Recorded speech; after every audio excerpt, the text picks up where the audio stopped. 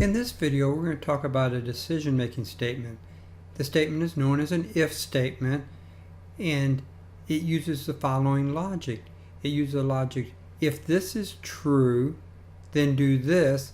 If it's false, drop down to another location in the script and do a comparison. So let's look at how this is composed. So we start here by defining three variables. We define A, B, and C. So A is equal to 1, B is equal to 2, C is equal to 3. So right now, B variable is 2, C variable is 3. We come to this decision statement. Notice the diamond-shaped bracket. And the decision that we come to is, it wants to know, is 2 greater than 3? If it is true, it's going to go to the right. If it is false, it's going to drop down and go to the statement below here. Well, 2 is definitely not greater than 3, so the true function is not going to occur, and it's going to drop down to the false statement. And in the false statement, we use this else command, which is the last command in an if decision making. And the else command says we're going to redefine the value of C, and it's going to be C equals to 1 minus 2, and 1 minus 2 gives a value of C to being minus 1, and then it's going to print that value of minus 1.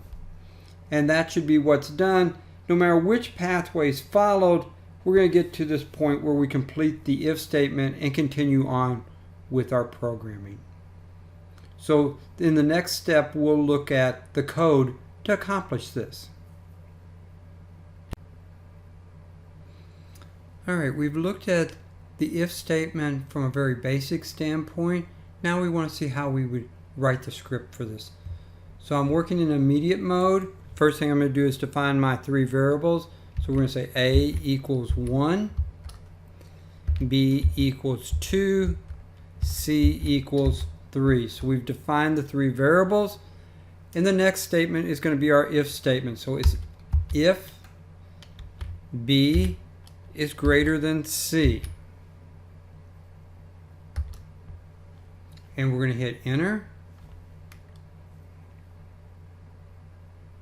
And we need to put a colon at the end. That tells it this is going to do an indentation. So what we can see now is we've been indented. We've changed from the immediate mode 3 greater than signs to 3 dots. And we're going to put what's going to happen when this is true.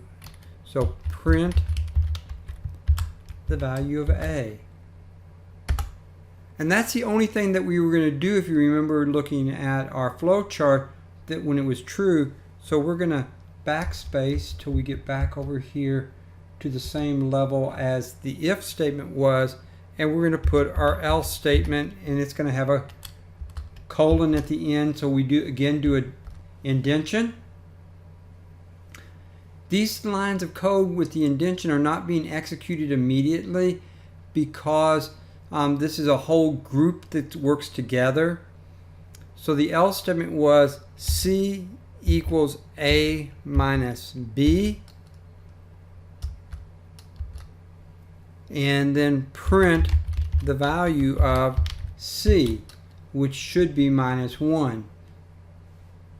So we're going to hit enter again, and notice it now prints us the value minus 1, and we're back to the coding area, back to immediate mode, and we're not in that looping area any longer. So this is how a very simple if-else statement works. We're now going to look at a little bit more complicated statement where we're going to have an if, an else if, and an else. Now you're looking at the logic for a slightly more complicated statement that we just discussed a moment ago. So let's take a look at what we're doing here. So let's select this image, and again, the first thing we do is we define our variables. Our variables are A, B, and C, 1, 2, and 3 respectively. And just like before, we come to our if statement. And it's the same if statement. And it's saying if B is greater than C. If it's true, print the value of A just like before. But if it's false, we're going to do a different comparison. And this comparison is going to be, what about B equaling C? So let's see here. A is 1, B is 2, C is 3. So when we do this if statement, we said 2 greater than 3. That's not true. So we're not going this way. We're going to come here and we come to the else if statement, the else if statement. So we want to check and see if B is equal to C. So 2 equal to 3. No, that's not true. So it's not going to do the true component here, but instead it's going to go down here to the false component. And we now get to our else statement. It says print bad input. Because it's all in quotations, that's a string, and that's what it's going to do.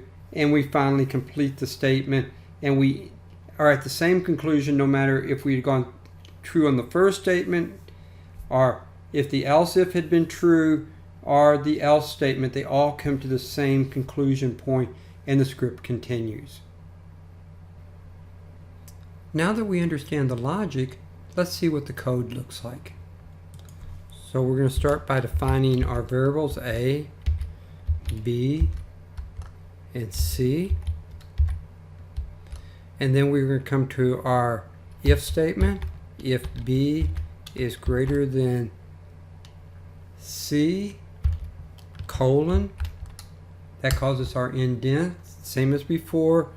Same as before our print statement here, print A. Notice we stay indented, but we want to actually get back over to the same indent level as the if is. So we've backspaced to get to that place. And now our new statement, the elif statement. Elif B is equal and only equal to C. That's why we have the double equal sign there. Again, a colon to allow us to indent, and we can have nested indents, and we'll talk about that at a future point in this course. And elif statement, B is equal to C, print parenthesis, and this is a string, B equals C. Our parenthesis automatically closes for us. I got 2 quotes there, so let me get rid of one. Again, I'm going to backspace to get to the same level as the if in the elif statement was, and we're going to put the else statement in, colon, and we're going to print parenthesis, quotation, bad input, space out of that, and now we hit enter one more time to execute this whole set of functions. And notice it says bad input, and that's what we'd expect to be, because B is never going to be greater than C with the hard-coded numbers that we put in there, and B is never going to be equal to C with the hard-coded numbers that we put in there. So we're always going to get a bad input since these values were hard-coded. We could redo the script, change the values of A, B, and C, and then have the same script there, and we might get a different output depending on what values we then chose.